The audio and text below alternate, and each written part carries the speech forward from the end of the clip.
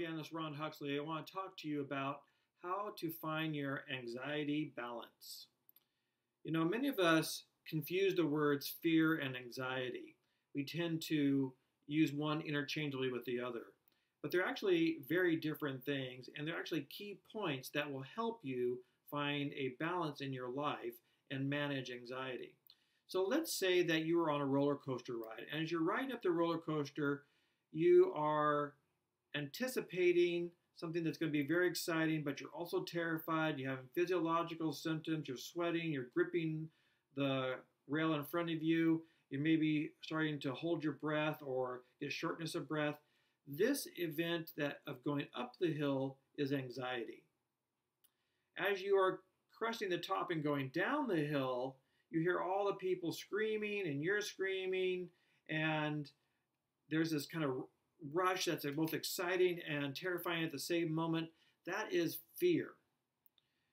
The key difference between the two is that anxiety is fear of the fear. You are anticipating an event in the future and you are imagining the consequences of that event, good and bad, in your mind.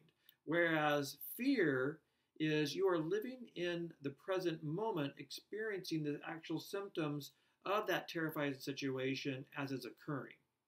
Now, these are very important distinctions between one is in the present moment of a situation that's currently going on, and the other is the one that we are anticipating. You see, if we can control our thoughts about the future, because the future hasn't happened yet, and we can manage our present emotional state now, which is recreating fear of the fear. Okay, I hope that's not too confusing. These ideas manifest in a key strategy by Marshall Lineman, who came up with dialectical behavioral skills. Dialectical behavioral skills, otherwise known as DBT, simply stands for tension. Dialectical is a tension between the two, of a balance between two opposing forces. And what this would be, these two opposing forces would be acceptance and change. What we do is we are simply accepting the fact that we have these feelings in this present moment, even though they haven't yet occurred. So if we have a public speaking event and we're feeling nervous about it, we would accept that we feel nervous and that we are a little terrified and we have maybe some little social anxiety, and we just accept that we are experiencing these feelings. That's all we're doing. We're just noticing and accepting them. But we also realize that change is going to come because the speech will be done, because you can focus on your audience, because you are well prepared, because you have notes, because you have someone who you trust is introducing you. And you know some of the people in the audience, so you know that through change that this will not only end, but you have people who love and care about you, who will be thinking positive thoughts about you. Acceptance and change. You may be worrying about your health, and while you accept the fact that maybe something may be wrong with you physically, you may get a bad diagnosis, you know that there are doctors and there are medications and there are exercise routines and supplements and things that you can do to create change. So all is not hopeless. So while we are having this anxious moment, the fear of the fear of the future, when it hasn't occurred yet, we can begin talking to ourselves and coaching ourselves through this idea of acceptance and change, which allows us then to build coping skills. So if we accept that we have this situation going on, and we'll talk about that in a little more detail, we want to then be able to utilize the idea of change. So this is where we start learning some coping skills.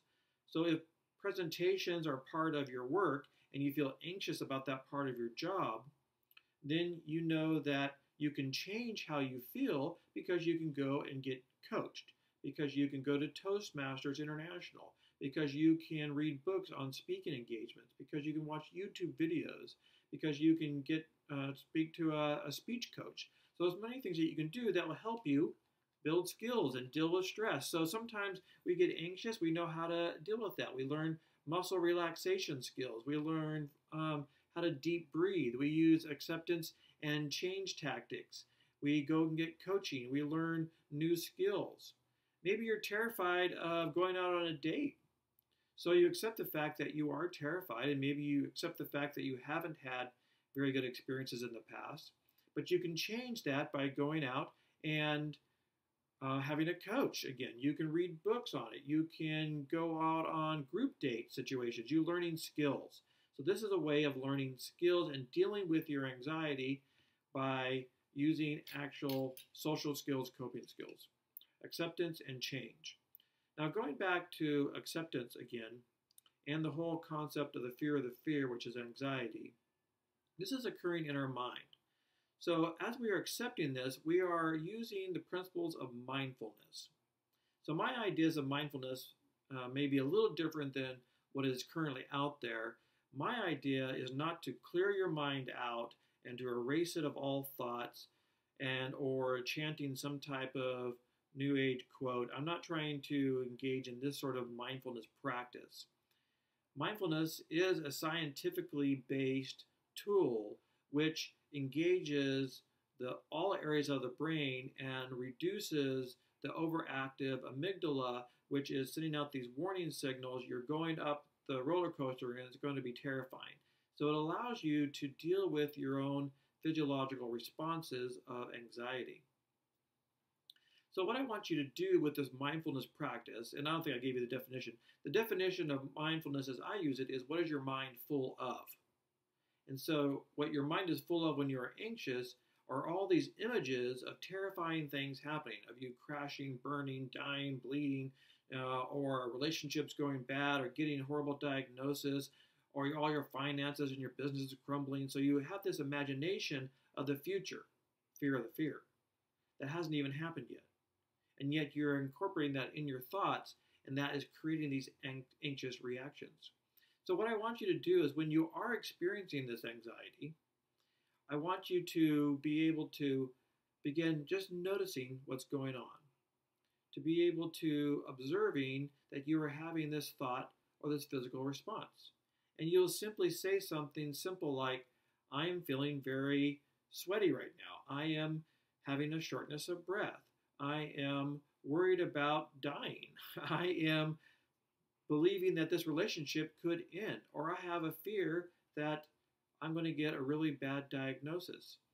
Whatever the thing is that's creating this anxiety, I want you just to notice it. This is sort of a mindful, healthy mental detachment, if you will, by utilizing the imagery that's already going on in your mind, but trying to watch it like you're viewing a computer screen or a large screen television, and you're just watching this scene of your life go by. You are just observing all the details of what's going on. Try to observe it in all the sensory detail that you can. What's happening? What do you notice? Where are you at in space? Where are you at in terms of interacting with people? What scene comes before the next scene? What comes after that? And as you begin to step back and watch this scene play out in your mind, you begin to have more control over the situation, because what's happening is you are now using the visual centers and the executive subsystems of your brain to manage your limbic systems or your emotional reactivity of your midbrain. So the forebrain and the hindbrain and your more cerebral, what we might call it, logical areas of the brain starting to take over and control these more emotional, non-rational, non-logical thoughts and images. Acceptance and change. Being mindful of something. Unfortunately, a lot of people try to just tell other people that are anxious around them, just stop having that thought, or just think about something different, or just distract yourself, or just take a couple deep breaths. That's kind of like asking someone to take a beach ball and push it underwater in a swimming pool and then hold it there. Pretty soon what's going to happen is just going to pop out. So you really need to do something. You need to deflate that beach ball. Just holding it underwater and submerging it will not get the job done. But if you can observe it and notice it, you can then begin to control it. This acceptance and this change, which is attention, will actually allow you to begin to manage your thoughts and your emotions and achieve a balance in your anxiety.